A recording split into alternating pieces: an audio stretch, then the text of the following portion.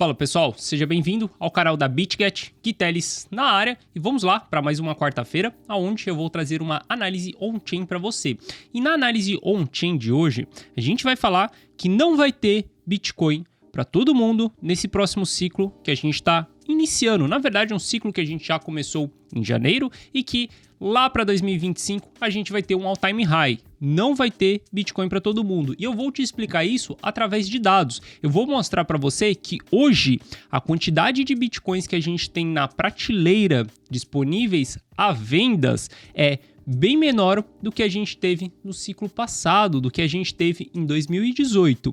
E os Bitcoins que a gente tinha na prateleira de 2018 foi suficiente para a gente ter uma alta de 1000%, aonde a gente saiu dos $4 mil, dos $3 mil ali e foi bater $68 mil, beleza? Então a gente vai analisar isso e a gente vai ver qual que é o potencial que isso daí pode trazer para o nosso próximo ciclo, beleza? Se você não é inscrito no canal da BitGet, considere se inscrever. Aqui a gente traz um mega conteúdo todos os dias da semana. Todas as quartas-feiras, ao meio-dia, eu tô aqui trazendo uma análise on-chain para você, beleza? Se o conteúdo fizer sentido, deixa seu like para dar aquela força pro canal e para mostrar que o conteúdo também está sendo relevante. Bom, chega de papo, bora ver gráfico, que é o que nos interessa. Indo direto ao ponto, a gente vai entrar em cima de uma análise aqui, aonde, inclusive, eu vou falar para vocês quais são os dados, qual que é o sinal que eu uso para vender dentro do mercado. Vocês sabem, trouxe duas análises aí falando sobre compra dentro do mercado, falando sobre fase de capitulação, falando sobre início do ciclo, e eu vou te mostrar alguns indicadores que eu uso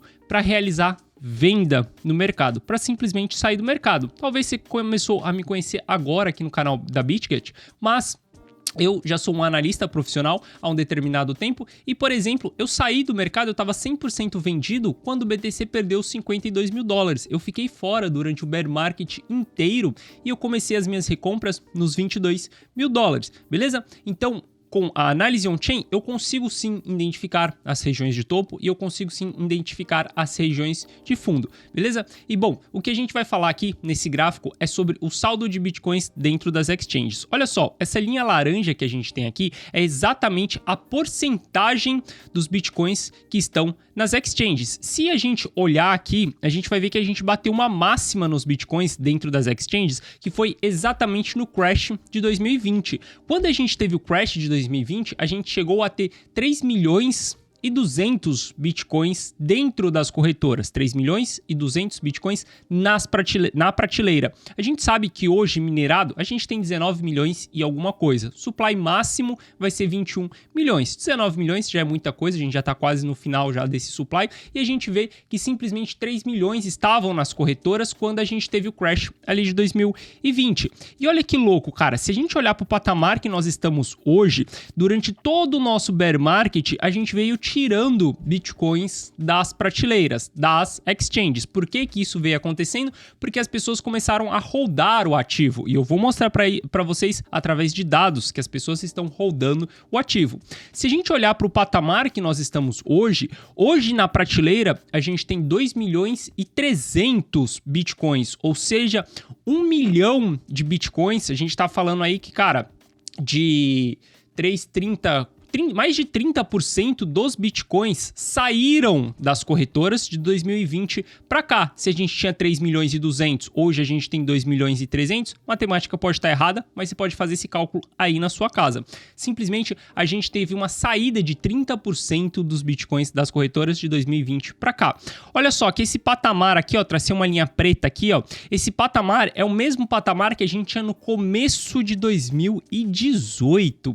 Olha só, em 2018 a gente tem um bear market e a gente tem entradas de bitcoins dentro das corretoras até a gente ter o crash de 2020. A partir do crash, a gente começa a tirar bitcoin das exchanges e a gente tem uma bull run.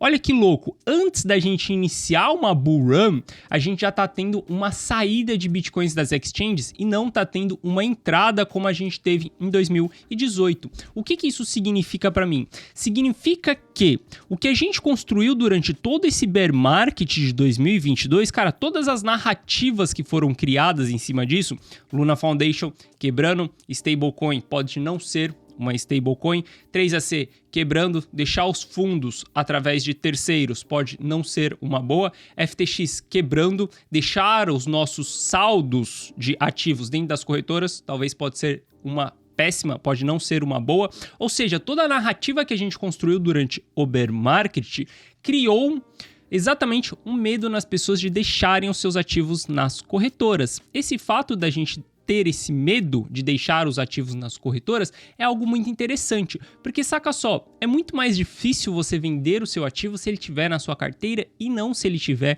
na sua corretora. Dá mais trabalho, você tem que pegar, não sei se você tem uma carteira fria, não sei se tem uma Ledger, mas tem que pegar uma Ledger, digitar a senha, entrar lá, pegar exatamente o endereço da corretora, mandar para a corretora, chegar na corretora, você fazer a sua venda, para depois você fazer seu saque de volta para dentro da sua carteira. Ou seja, o trabalho ele é maior do que se o Bitcoin tivesse dentro da corretora. Tá dentro da corretora? É só clicar em venda ou é só clicar em compra. Ou seja, isso daqui, tudo que eu tô falando para vocês, é uma diminuição do supply circulante, cara. Algo que rege todos os mercados, oferta e demanda. A gente tem diminuição da oferta no mercado. E se a gente tiver demanda, aumento de demanda, cara, a gente tem o preço do ativo subindo. Então estamos construindo uma fórmula matemática perfeita para que a gente tenha uma mega de uma bull run nesse próximo ciclo que a gente vai ter pela frente. Porque pensa só, se a gente teve uma mega de uma bull run, onde a gente subiu ali de 2020 até 2021, saiu dos $4 mil,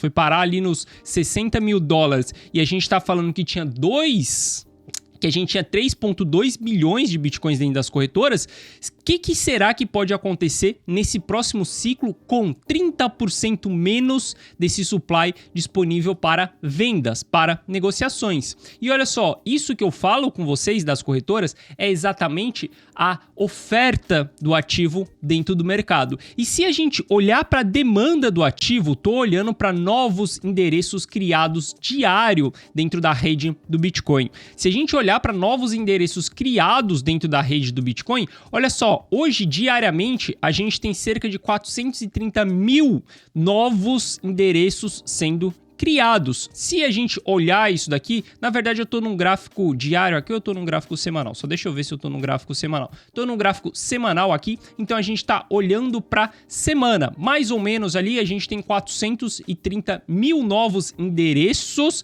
sendo criados por semana aqui dentro da rede do Bitcoin. E olha só, que se a gente olhar para trás e entender o que significa esse número é equivalente à nossa bull run que a gente teve em 2017. Esse número é equivalente ao topo que a gente teve em 2019. Ou seja, a gente está só no começo de uma reversão do ciclo e hoje a gente já tem mais novos usuários diários do que a gente teve no nosso topo de complacência, nos $68 mil. Ou seja, olha que fórmula matemática louca que a gente tem na nossa frente. A gente tem a menor quantidade de supply circulante de todos os tempos. Por quê? A gente tem uma maior acumulação do long term holder, já expliquei isso para vocês. A gente tem um supply dentro das corretoras que é equivalente a 2018, 30% menos do que a gente teve na bull run do ciclo de 2022, e a gente tem uma demanda pelo ativo aumentando. Cara, a gente tem uma fórmula matemática perfeita na nossa frente de que a gente vai ter um mega de um ciclo. Cara, até onde que vai esse ciclo? Não sei. Não sei se vamos chegar em $100 mil, quiçá a gente chegue nos famosos $100 mil, não sei se a gente vai chegar em $110 mil. Quando a gente olha para a price action, a gente tem um alvo de $170 mil por Bitcoin. Se a gente vai chegar nisso, não sei, não consigo prever o futuro. Quando a gente estiver próximo de uma formação de topo, a gente vai olhar para indicadores e vai saber se a gente já está chegando próximo do fim. Então lá a gente vai conseguir saber mais ou menos qual que vai ser o preço do ativo. Mas o price action, ele nos diz que a gente pode sim chegar em $170 mil do Bitcoin. E exatamente a gente pode chegar nisso por conta de toda essa fórmula matemática que a gente vem criando.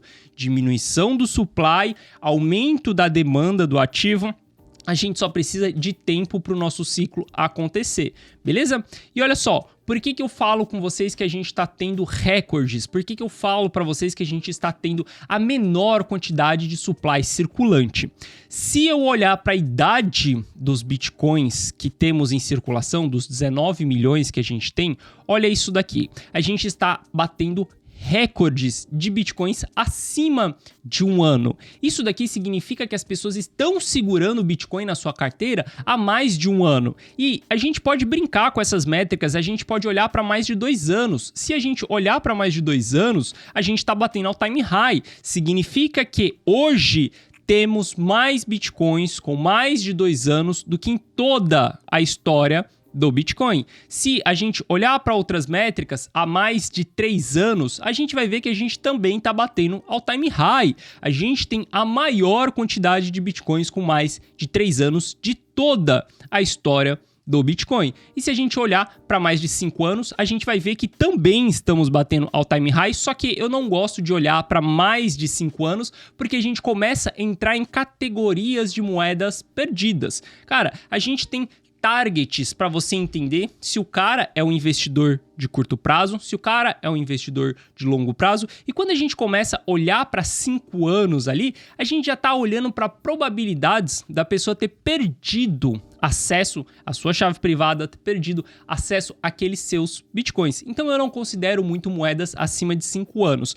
Para mim, existem vários targets dentro do mercado. Se a gente olha até 6 meses, com menos de 6 meses, a gente vai estar falando para short term holder. Se a gente olha de 6 meses a 1 ano, a gente vai estar falando de long term holder novato. Se a gente olhar de 1 ano a 3 anos, para mim, são os investidores mais maduros, o long term holder mais maduro. E de 3 anos para 5 anos ali, são long term holders também, não tem uma categoria para esses caras, mas acima de 5 anos eu já começo a considerar moedas perdidas. Mas cara, olha só para o que está acontecendo em toda essa movimentação, galera. A gente está tendo a menor diminuição de supply dentro do mercado. Isso daqui, para mim, é um sinal nítido escrito na minha frente. Cara, você comprou, eu montei uma carteira, comprei em 22, comprei em 21, comprei em 20, comprei em 18, comprei em 16 também. Montei minha carteira tá montada para o próximo ciclo. Para mim, eu tenho uma mensagem escrito na minha frente. Você não vai vender essa parada até que a gente chegue em um próximo topo. O porquê que eu não vou vender essa parada até que a gente chegue em um próximo topo? Cara, para mim é como se eu tivesse comprado um ticket para uma das maiores festas que a gente vai ter no Bitcoin. Qual que é essa festa? A festa da diminuição do supply circulante e a festa do aumento da demanda. Eu vejo na minha frente que esse próximo ciclo que a gente vai ter vai ser sim a maior festa que a gente vai ter no Bitcoin. Essa maior festa significa a maior alta que a gente vai ter? Não, não vai ser a maior alta, porque conforme o ciclo vai passando, a gente tem uma diminuição nas altas que a gente tem em termos de porcentagem, porque o mercado vai se tornando mais parrudo, precisa de muito mais capital para subir os 100% que ele subia lá atrás. Então isso daí vai diminuindo. Só que eu vejo que a gente vai ter a maior festa sim, da gente ter supply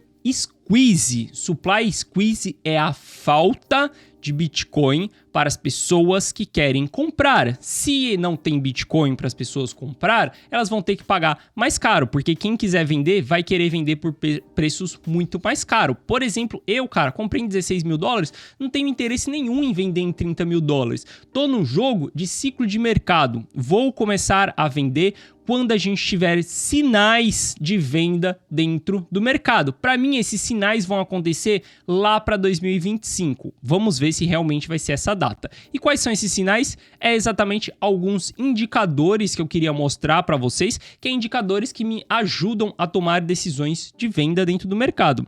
Olha só, nesse indicador aqui, a gente consegue ver a idade média das moedas que estão sendo gastas. Ou seja, se a gente tem moedas velhas sendo vendidas, significa que aquele investidor que eu comentei com você, que é o long term holder maduro, que é o long term holder mais parrudo, o long term holder, o investidor mesmo ali, que ele está entre 1 ano e 3 anos, esses caras estão vendendo. E se esses caras estão vendendo, não é Porque eles descobriram o topo do mercado. Aqui é que está uma grande sacada dentro do mercado. Quem constrói o topo do mercado são os investidores. E quem constrói o fundo do mercado são os investidores. Não importa o que esteja acontecendo. Se os investidores resolverem sair, vender, é constituído topo do mercado. Não importa se ETF nos Estados Unidos está sendo aprovado. Quem não lembra disso? A semana que a gente teve a aprovação de ETF nos Estados Unidos, o mercado simplesmente formou topo. Por que isso acontece? Os investidores resolveram sair do mercado. Quando a FTX quebra, a gente forma fundo no mercado. Por que isso aconteceu? Porque os investidores resolveram comprar no mercado, acumular dentro dessa região, a gente forma fundo no mercado. Então, o mercado não forma topo e os investidores mais maduros saem. Ou o mercado não forma fundo e os investidores mais maduros entram.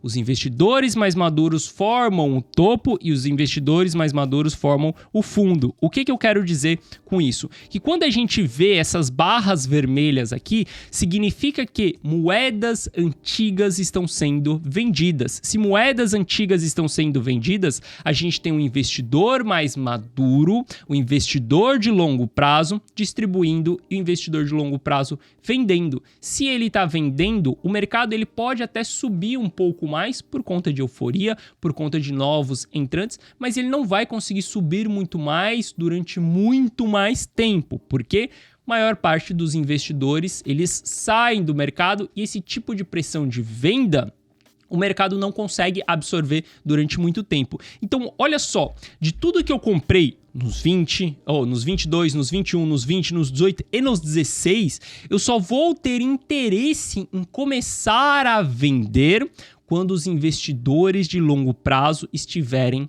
vendendo. E aí eu vejo que muitas pessoas acabam sendo pegas pelas notícias que a gente tem, notícias do tipo, uma carteira com mais de 10 anos começaram a se movimentar. Um investidor que minerou, uma carteira de que foi minerada Ethereum, quando Ethereum foi lançado, ela começou a se movimentar, as pessoas começam a se preocupar.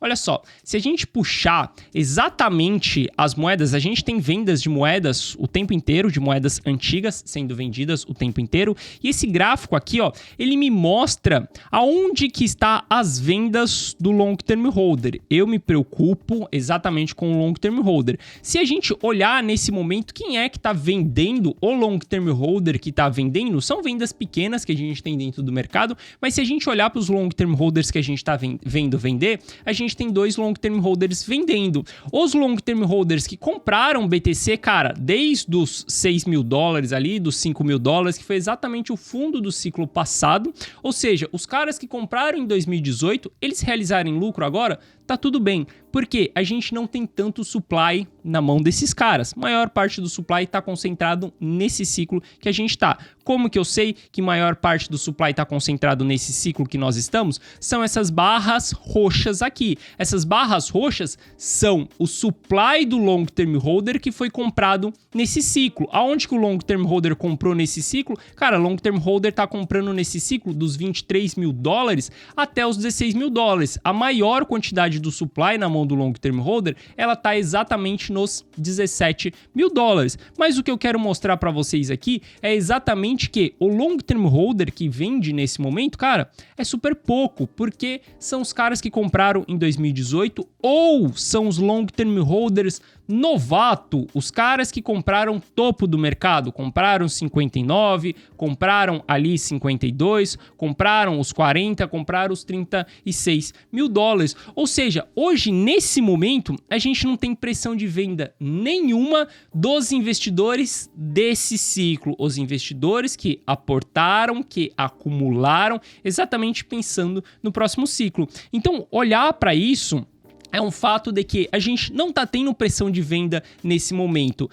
Pressão de venda de pessoas relevantes, pressão de venda de pessoas com mais experiência dentro do mercado. Então, isso daqui me faz olhar para o mercado nesse momento. Eu sei que algumas pessoas se perguntam se os $30.000 ele está sendo um topo aí do mercado, se a gente vai voltar a cair. Cara, minha opinião é que é improvável a gente voltar para os $16.000 e que é impossível a gente perder os $16.000. A gente pode ter uma correção, até que ponto? Não sei até que ponto a gente pode ter uma correção. O que eu sei é que se o mercado fizer uma correção muito forte, como a gente teve recentemente, que bateu os 19 mil dólares, isso é uma oportunidade da gente dobrar o nosso aporte, da gente simplesmente pedir 6. Se o mercado nos trucar, voltar, ter uma queda para os 23 mil dólares, para os 20 mil dólares, você está tendo uma nova oportunidade de entrar no mercado. E sim, eu, Gui Telles, por exemplo, montei uma carteira, tenho uma carteira montada na fase de capitulação.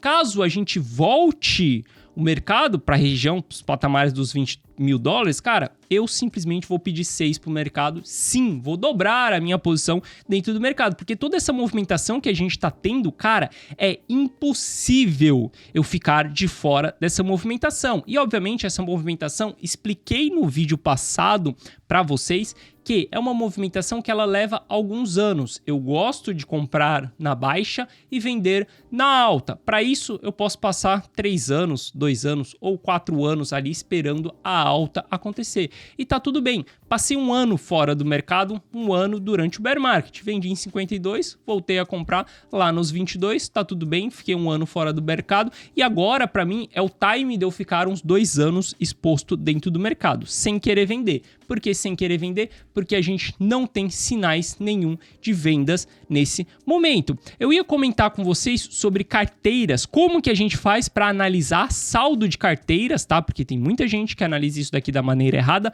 mas eu vou deixar isso daqui pra gente falar no próximo vídeo, na próxima quarta-feira, senão vou acabar me esticando muito aqui nessa análise, beleza? Outro gráfico que a gente pode usar também para entender se estamos em ponto de venda ou não, além da média da idade das moedas que estão sendo vendidas, além de olhar para a distribuição do long term holder, é exatamente a gente olhar para o percentual do supply que está em profit. Se a gente olhar o percentual do supply que está em profit, a gente vai ver que geralmente a gente forma topos no mercado quando a gente tem mais de 90% dos bitcoins no lucro. E ainda estamos longe desse patamar. Se a gente olhar, hoje a gente tem mais ou menos 70% dos bitcoins no lucro. Ou seja, a gente ainda tem muito espaço para subir. Veja que depois que a gente entra nos 90%, estamos dentro de uma região eufórica. Como que eu sei que a gente está dentro de uma região eufórica? Porque a gente olha para a NUPL vai estar apontando região de euforia. E aí, juntando todos esses sinais, a gente pode realizar vendas no mercado. Aí sim a gente pode começar a distribuir. Mas antes de eu ter esses sinais na minha frente, não tem NUPL em fase de euforia, não tenho supply em 90%, não tenho long term holder vendendo, não tenho idade de moedas antigas sendo distribuídas. Para que eu vou vender? Nesse período eu vou simplesmente sentar na mão e esperar, porque eu fiz uma das coisas mais difíceis que é dentro desse mercado. É impossível fazer isso? Não, não é impossível. É fácil? Não, não é fácil. Mas você consegue sim identificar topo e você consegue sim identificar fundo do mercado. Por que eu falo isso com tanta certeza? Porque eu identifico topo e eu identifico fundo. Se você me perguntar qual que é o preço mais barato e o preço mais caro, eu não sei te dizer, mas eu sei te dizer qual que é a região de topo e qual que é a região de fundo do mercado. Como que eu faço isso? Através da análise on-chain.